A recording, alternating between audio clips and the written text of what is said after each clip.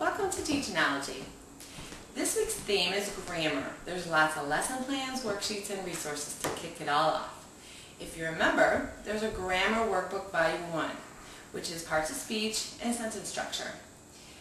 There's also featuring a September word jump, and this is a simple tool to reinforce those skills, and what it does is remove the words from the sentences. Become a member, and it'll make your days breeze by. This week's tips are top 10 things to put in your substitute teacher folder. Tip number 1 is class lists. Make sure on your class list you point out who is dependable and who may be troublesome. Tip number 2, describe your class routine. Things that are unique to you and your classroom. Tip number 3, always be organized with your organization templates, absentee notes and hall passes, and discipline forms. Keep them in reach so they can be noticed. Tip number 4, make sure you always have 2 days of emergency plans. You may not always be there the day before to make your plans for the substitute. Tip number 5, make puzzles that relate to whatever you're working on.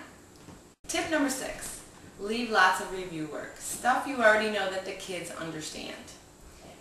Tip number 7, leave lots of candy. It's good for rewards for good behavior. Tip number 8, leave a map or a floor plan. For your classroom, there may be things that the substitute may not know where they are. Tip number 9, leave some writing prompts or starters for the kids to do. That's always a fun activity. Seating charts. The sub will thank you for them. Thank you for coming to Teachonology and have a wonderful week.